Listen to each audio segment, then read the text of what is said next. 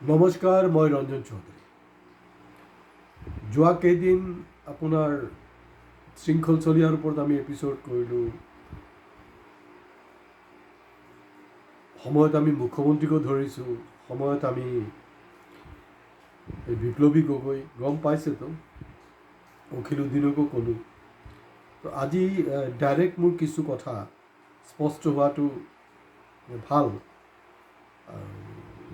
কি বুলি কয়, শৃংখলৰ ভাষাত কি বুলি জানি কয়, এইটো আমাৰ চিধা কথা হয়, এইটো মোৰ চিধা চিধি কথা। সমুজ্জ্বল ভট্টাচাৰ্যই 80s আন্দোলন আমি দেখিছোঁ। ছাত্ৰ অৱস্থা আমাৰ বছৰ নষ্ট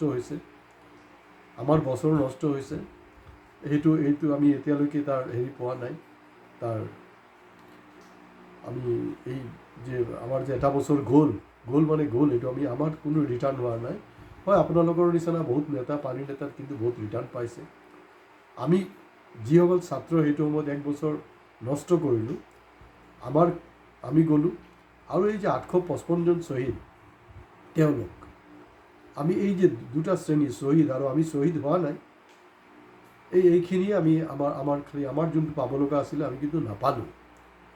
এতিয়া মূল কথাটো হ'ল, এতিয়া ওলাইছে কথাটো যে মানে হেৰি কি বুলি কয়, মিয়ালেণ্ড সেইবিলাকতো গ'ল বাৰু, সেইটো লৈ ক'বলৈ নাই।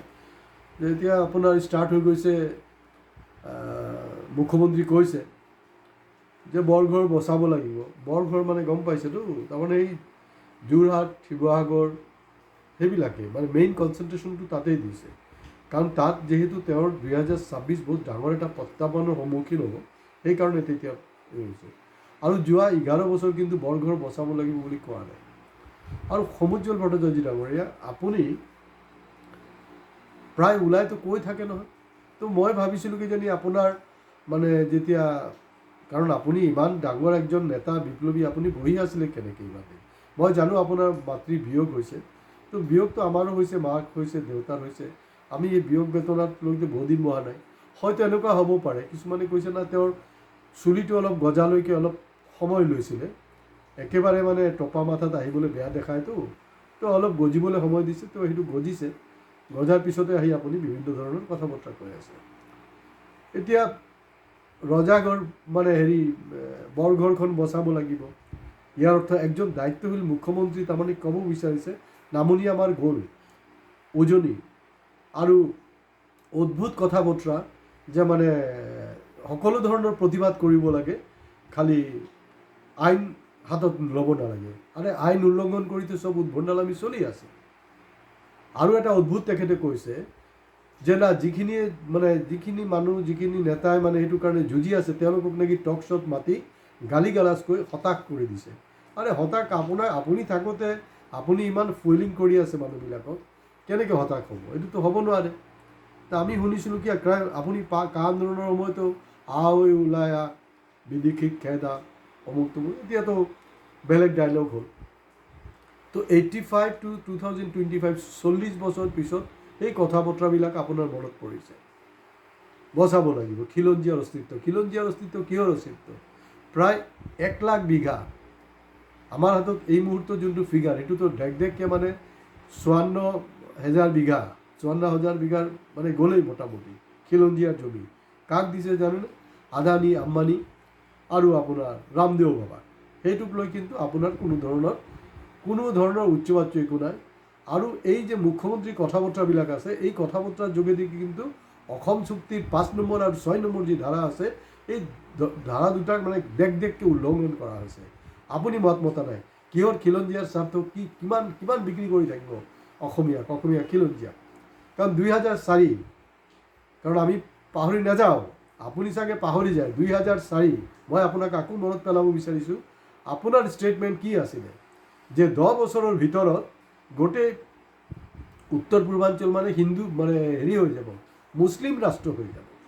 মানে ধেমালি কৰিব পাৰেহে আপুনি যে কেনেকৈ ডক্টৰেট উপাধি পালে ভগৱানে জানে, আৰু কি কৰিছে, কি দাদাগিৰি কৰিলে নাজানো। এই আপোনাৰ ষ্টাডি, আপুনি একজন মানে থিচিছ লিখা ডক্টৰেট উপাধি পোৱা মানুহ, এই আপোনাৰ মূল্যায়ন আপুনি 2004 কৈছিলে। তো 10 বছৰতো আপোনাৰ উত্তৰ পূৰ্বাঞ্চলটো বাদেই দিয়ক, অসমৰ মুছলিম ৰাষ্ট্ৰ হোৱা নাই। তাৰপিছত আহিলে আপোনাৰ 2020 গ'ল, এতিয়া 2024-25 পালেহি। তাৰমানে 20 বছৰ পিছতো আমি দেখিলোঁ যে এইবিলাক কিন্তু মুছলিম ৰাষ্ট্ৰত। তাৰমানে ইয়াৰ অৰ্থটো হ'ল যে আপুনি 2004 চনৰ পৰা নাগপুৰ হেডকোৱাৰ্টাৰ RSSৰ হেডকোৱাৰ্টাৰ ইছাৰাত আপুনি RSS আৰু BJPৰ কাৰণে কাম কৰি আছে। সেইটো পুনৰবাৰ কিন্তু প্ৰতিষ্ঠা হৈ গ'ল। সেইটোৱে কাম আপোনাৰ। আপুনি মুখ্যমন্ত্ৰী এই কথা বতৰাবিলাকক আপুনি খণ্ডন কৰিব লাগে। আৰু তেখেতে আপুনি কৈছে, মুখ্যমন্ত্ৰী কৈ আছে যে লাগিলে মানে খিলঞ্জীয়াক হেৰি কৰা হ'ব, অস্ত্ৰ দিয়া হ'ব হেৰি কৰিবলৈ, আপোনাৰ এই জাতিটোক ৰক্ষা কৰাৰ কাৰণে। অস্ত্ৰ যিমান খিলঞ্জীয়াক কেলে দিবলৈ আছে, যিমান তেওঁৰ দলৰ নেতা, পালিনেতা, বিধায়ক, মন্ত্ৰী যিমান আছে তাহাঁতক ল'ৰা ছোৱালীক দিয়ক, তাহাঁতক দিয়কচোন বাৰু, তাহাঁতক দিয়ক। তাহাঁতি কেতিয়াবা নাগালেণ্ড বৰ্ডাৰত গৈ পাইছে নেকি? গৈছে, অৰুণাচল বৰ্ডাৰ গৈছে, মেঘালয় বৰ্ডাৰ গৈছে, ফটো ছেশ্যন কৰি ঘূৰি আহিছে, বাছ খেল খতম। এই যে 5 নম্বৰ 6 নম্বৰ ধাৰা যে উল্লংঘন, আদানী আম্বানীক যেতিয়া আপোনাৰ মাটি দিলে তেতিয়া আপোনাৰ হেৰি নহয়, তেতিয়া আপোনাৰ কোনো ধৰণৰ প্ৰব্লেম নহয়, খিলঞ্জীয়াটো সমস্যা নহয় আপোনাৰ। মানে অলপ আপুনি লাজ চৰম ৰাখক, এনেকুৱা নকৰিব। আপুনি কমচে কম মোৰ কথা, বাকীবিলাকৰ কথা বাদ দিয়ক। এই যে 855 জন শ্বহীদৰ কথাটো অলপ মনত পেলাওক। আৰু এই যে শ্বহীদ বেদীত গৈ তৰ্পণ কিবা যি কৰি থাকে, এইবিলাক ভেলকিবাজি বন্ধ কৰক আপুনি। দেখকৈ আপুনি মানে এইটো যে BJPৰ বি টিম হিচাপে আপুনিতো বহুত আগৰ পৰা কাম কৰি আছে। আৰু আছুৰ এজ এ হ'ল কিন্তু চব বেয়া নহয়, কিন্তু গোটেই আছুক মানে আপুনি কিন্তু জলাঞ্জলি দিছে। আৰু তেওঁলোকৰ আছুৰ মানুহৰ ওপৰত এতিয়া এটা সন্দেহ হৈছে, কাৰণ তেওঁলোকেও দেখা গৈছে যে বিভিন্ন সময়ত বাতৰিত ওলাইছে তেওঁলোক বিভিন্ন ধৰণৰ বিভিন্ন দুৰ্নীতিত মানে আবদ্ধ হৈ গৈছে। তো খিলঞ্জীয়াক আপুনি যে বন্দুক দিয়াটোকো আপুনি তাৰমানে আপুনি মনে মনে থকা মানে কি, মনে মনে আছে মানে আপুনি ছাপোৰ্ট কৰি আছে। হয়, হয়তো এনেকুৱা হ'ব পাৰে আপোনাৰ লগত কিবা হয়তো গোপন কিবা আলোচনা হৈছে মুখ্যমন্ত্ৰী ডাঙৰীয়াৰ, যে এতিয়া বন্দুকটো দিম, বন্দুক দিয়াৰ পিছত চব মিয়াক মাৰিব, মিয়াক খেদিব। তাৰপিছত কি হ'ব, আমাৰ যে এই প্ৰায় 25-30 লাখ যে নিবনুৱা সমস্যা আছে, খিলঞ্জীয়া নিবনুৱা সমস্যা আছে, এই নিবনুৱা কিন্তু চাকৰি সংস্থাপিত হ'ব। যেনেকৈ আপোনালোকৰ সেই অসম আন্দোলনৰ, তথাকথিত অসম আন্দোলনৰ কিন্তু সকলো জাতি জনগোষ্ঠীৰ মানুহ কিন্তু ঐক্যবদ্ধভাৱে কৰিছিলে। যেতিয়া অসম আন্দোলন উগ্ৰ জাতীয়তাবাদীৰ ৰূপ লৈছিলে তেতিয়াই কিন্তু বহু মানুহ, অনা অসমীয়া মানুহ আঁতৰি আহিছে। প্ৰথম আৰম্ভণিটো ঠিকেই আছিলে, কিন্তু এই যে উগ্ৰতাই কিন্তু সেইটো কৰিছে। এই উগ্ৰতাৰ আপোনালোকৰ বিফলতাৰ কাৰণে আলফাৰ সৃষ্টি নহ'লে যদি সমস্যাৰ সমাধান কৰা হ'লে আপোনালোকে কৰা নাই। চান্স পালেই মানে আপোনাৰ AGPকতো আপুনি ধৰিব লাগে নহয়, যোনটো ৰাষ্ট্ৰীয় দলে, আগতো দেখোন AGPও মানে আমি কোনো ৰাষ্ট্ৰীয় দলৰ লগত বিটিৰেলি নকৰোঁ, মানে বুজা-পৰা নকৰোঁ। তেওঁলোকক কৈ আছে যোনটো ৰাষ্ট্ৰীয় দলে মানে হেৰি কৰিছে, এই আমাৰ অসম আন্দোলনক ছাপোৰ্ট কৰিছিলে, তাৰ লগত আমিও চামিল হ'ম। কিন্তু এই ধৰণে যে কাৰবাৰ, মানে গোটেই যে কা আন্দোলন যোনটো ৰাজপথৰ আন্দোলন আছিলে, ৰাজপথৰ আন্দোলনটোক আপুনি পথাৰত লৈ গ'ল। কি ধৰণে আপুনি বিশ্বাসঘাতকতা কৰিলে, এতিয়া আকৌ এটা বিশ্বাসঘাতকতা আপুনি মনে মনে থাকক না। আপোনাৰ চুলি দাড়ি আৰু অলপ গজিব দিয়ক, অলপ সময় লওক। ইমান অস্থিৰ কেলে হৈছে? বাংলাদেশী যাব লাগিব। আমাৰ অসম চুক্তিত কি আছে? অসম চুক্তিত কি লিখা আছে তাত? যে ইয়াত হিন্দু মুছলমান বুলি কোনো কথা নাই। 25 মাৰ্চ 1971 আপুনি সেইটো লাইনত কথা নকয় কেনে? আপুনি ত্ৰিপুৰাৰ কথা কৈছে, ঠিক আছে। ত্ৰিপুৰাৰ যে তাৰ যে খিলঞ্জীয়া মানুহ আছে, তাহাঁতি কিন্তু খেল দেখাই আছে, তাহাঁতৰ যে অস্তিত্ব আছে। অমিত শ্বাহ মাতি মিটিং কৰিব লগা হৈছে ছেটেলমেণ্ট কৰাৰ কাৰণে, ভাবুকি দিয়ে, চিৰিয়াছ তেওঁলোকে। আপুনি কৈছে জম্মু কাশ্মীৰৰ কথা, জম্মু কাশ্মীৰ কি ক'ব কৈছে? জম্মু কাশ্মীৰ কি আগত মানে হিন্দু প্ৰধান আছিলে, তাৰপিছত মুছলিম প্ৰধান হ'ল? তেনেকুৱাতো নহয়। ইতিহাস কি বুলি কৈছে? আপুনি বোলে থিচিছ লেখা ডক্টৰ সমুজ্জ্বল ভট্টাচাৰ্য। তাত যি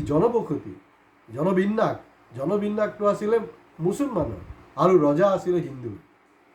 আপুনি চাগে নাজানে, কোনো মানে জানিও মানে নজনাকৈ আপুনি এই ধৰণৰ কাৰবাৰবিলাক কৰি আছে।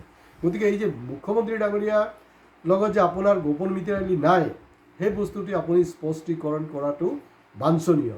নহ'লে আপুনি মোৰ কথা, বাকীবিলাকৰ কথা বাদ দিয়ক। 855 জন শ্বহীদক লৈ কিন্তু এই ধৰণে হেতালি আপুনি লিখি দিব। বৰ বেয়া হৈ আছে কথাবিলাক। মুখ্যমন্ত্ৰী মানে অগণতান্ত্ৰিক আনপাৰ্লামেণ্টাৰী কথা বতৰা পাতি আছে, আৰু সেইটোক আপুনি কাউণ্টাৰ নিদি আপুনি বেলেগ বেলেগ কথা পাতি আছে। আৰু এই 2025 নহয়তো, বিজেপি অহাৰ পিছৰ পৰা এই গোটেই প্ৰক্ৰিয়াটো যে চলি আছিলে, যে আপোনাৰ এই আদানী আম্বানী ৰামদেৱ বাবাক জমিন দিয়াৰ, ক'ত আপুনিতো কোনো তাৰ প্ৰতিবাদ কৰা নাই। প্ৰতিবাদ কৰিছে নেকি? তেতিয়া কৰিব লাগিছিলে। আৰু যিসকলক আপোনাৰ উচ্ছেদ কৰা হ'ল, তাহাঁতক যদি আকৌ কিয়ৰ কাৰণে 50,000 টকাকৈ দিয়া হৈছে, সেইটোতো ডাঙৰ প্ৰশ্ন। যদি তেওঁলোকে সন্দেহযুক্ত নাগৰিক হয়, তাহাঁতে যদি আমাৰ ভাৰতীয় নহয়, তাহাঁতক আকৌ সংস্থাপন আৰু লগতে 50,000 টকা ক্ষতিপূৰণ কিয়? এই প্ৰশ্নবিলাক কি আপোনাৰ মূৰত নেখেলে নেকি? গতিকে বহুত হ'ল, আছুক ৰক্ষা কৰক আপুনি, অসমৰ ৰাইজক ৰক্ষা কৰক। আৰু আছুৰ এই যে এটা যে আপুনি যে একদম পেটেণ্ট ৰাইট লৈ বহি আছে মুখ্য উপদেষ্টাৰ, সেই চব আপুনি নিজে ৰিজাইন কৰা উচিত। আপুনি নিজে ৰিজাইন কৰা উচিত। আৰু কিন্তু মই ভবা নাই যে আপুনি মাতৃবিয়োগৰ পিছতো যে এই আকৌ উৎপাতটো কৰিব। তো কোনোবাই মোক ক'লে, নাই ছাৰ, বোলে এই চুলি দাড়িখিনি অলপ গজিবলৈ সময় দিছে। মই ক'লো, এই যে এটা ক্ৰাইচিছ চলি আছে, তেওঁ কোনো মাত মতা নাই। নাই নাই, আপুনি ভুল কৰি আছে, তেওঁ এইটো অলপ গজিব লাগিব নহয়, তেওঁ অলপ গজিব লাগিব, তো সেই কামটো কৰি আছে। তো এই চব ভণ্ডামি নকৰিব। আপোনাক কোনোবাই আকৌ ভীষ্ম পিতামহ কয়, কিহৰ ভীষ্ম পিতামহে? মহাভাৰত ভালকৈ পঢ়িব। ভীষ্মৰ ত্যাগ, ভীষ্মৰ ডেডিকেশ্যন জানি থোৱাটো আপুনি ভাল। ভিডিঅ' ভাল লাগিলে, মই জানো ভিডিঅ' আপোনাৰ সমুজ্জ্বল ভট্টাচাৰ্য ডাঙৰীয়া ভাল নালাগিব, বহুতৰ ভাল নালাগিব। হয়, আমি দেখিছোঁ যোৱা সময়ছোৱাত অসমৰ যে সচেতন নাগৰিক, বিশেষকৈ মানে নতুন প্ৰজন্মৰ যে নাগৰিক সচেতন, তেওঁলোকে কিন্তু আমাৰ এই প্ৰগ্ৰামবিলাকক ভিউ কৰি আছে, ছাবস্ক্ৰাইব কৰি আছে আৰু শ্বেয়াৰো কৰি আছে। গতিকে মই পুনৰবাৰ অসমৰ স্থায়ী শান্তি, স্থায়ী সুৰক্ষাৰ কাৰণে আৰু বাংলাদেশী সমস্যাৰ চিৰস্থায়ী সমাধানৰ কাৰণে নতুন প্ৰজন্মৰ সচেতন সজাগ যুৱকক কৈছোঁ, এই ভিডিঅ' মেক্সিমামৰ পৰা মেক্সিমাম শ্বেয়াৰ কৰক। আৰু হয়, আপোনালোকে ছাবস্ক্ৰাইব কৰিবলৈ নাপাহৰিব। নমস্কাৰ।